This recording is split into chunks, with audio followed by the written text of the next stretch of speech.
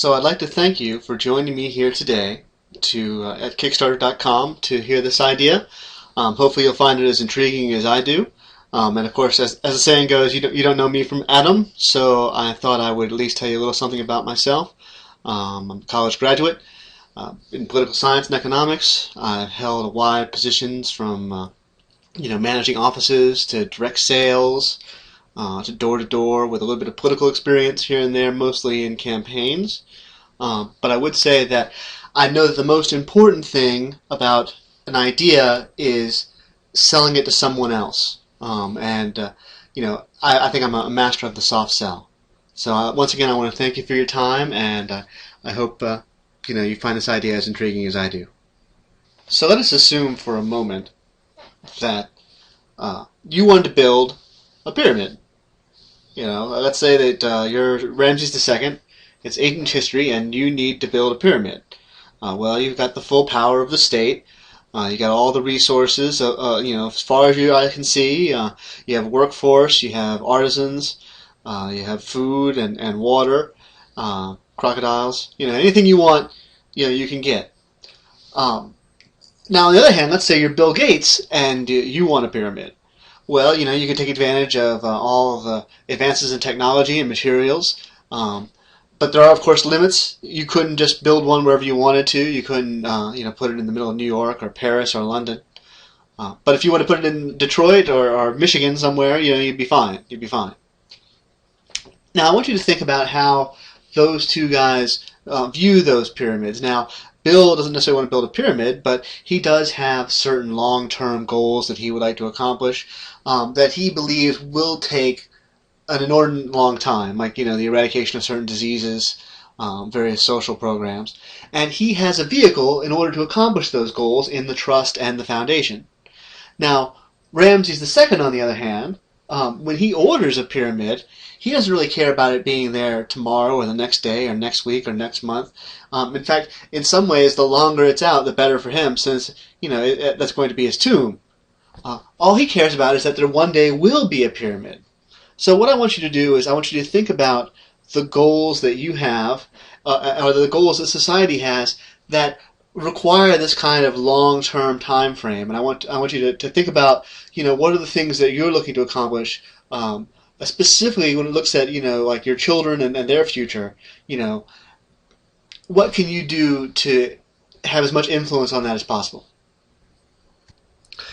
Hopefully you'll trust me at this point when I tell you that I looked up an estimate on the internet, and it said it takes about 11 grand a year to raise a child between the ages of 1 to 18, which comes to about 198,000 between that time. Now, some say that you're probably more likely to spend more in the beginning than in the end, but I think if you buy a child a car or some other things, or saving for college, I wouldn't be surprised if it's even more. But like I said, $198,000.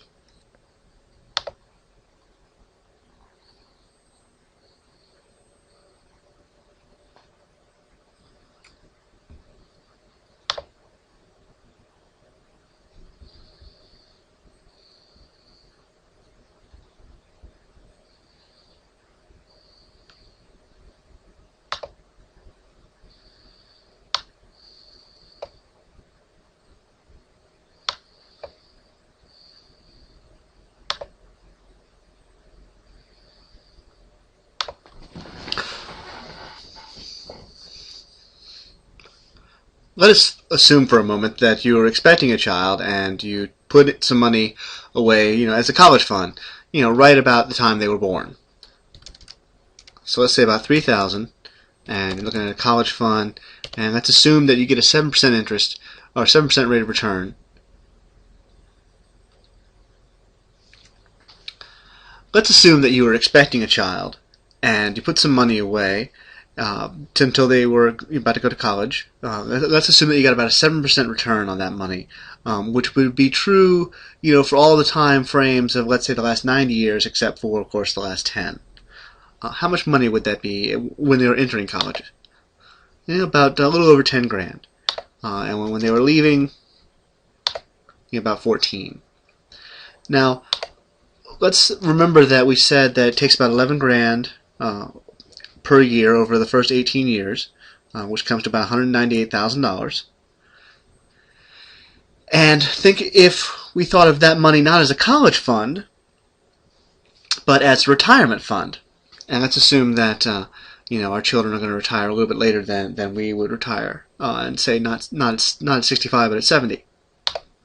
Well, now that 3,000 is equal to about 350, and if we assume that we're going to leave it alone that long and that we can get it to compound at least quarterly, well, now we're talking about almost a 401k right there.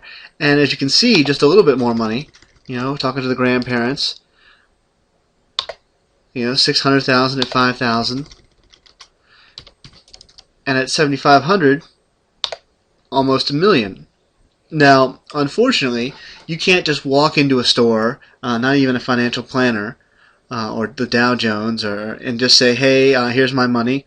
I want to put it in something that's going to return in 70 years.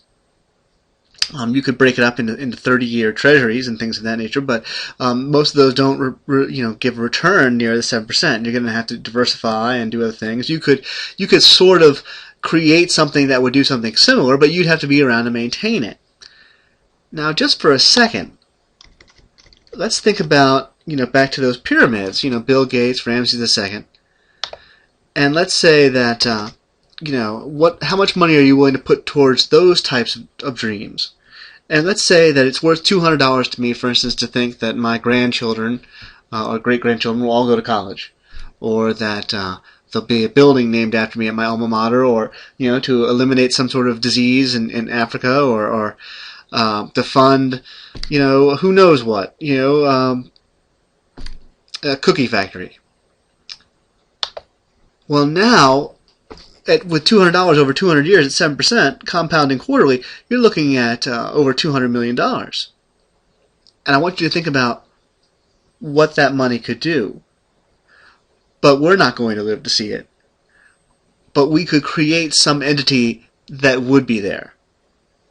And all else fails, it's a simple one-shot towards something. It's going to be building interest if the rates of return aren't as great. It's designed to wait a little bit longer. Or, if, boom follows bust like it normally does, and that there's always money, returning higher, who knows? We can at least say, very reasonably, that a few $1,000s for our children, can almost net them about, 900,000 over 75 years.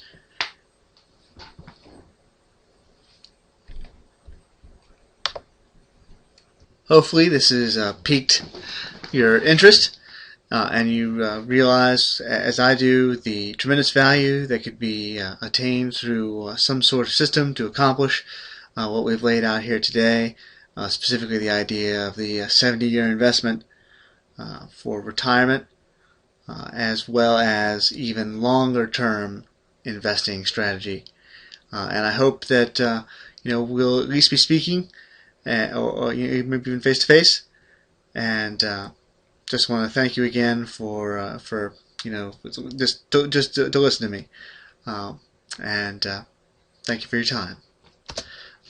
If you would care to know anything else, this is probably the best way to reach me, and I look forward to hearing from you, and I just want to thank you for your generosity and your hard work in setting up this site and making such a thing as this even possible. Thank you again.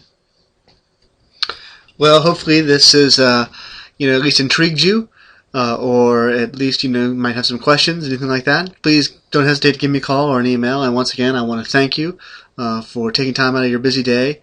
And I just hopefully I want to look forward to hopefully working with you through Kickstarter, and I just want to thank you for putting together this great opportunity. Thank you.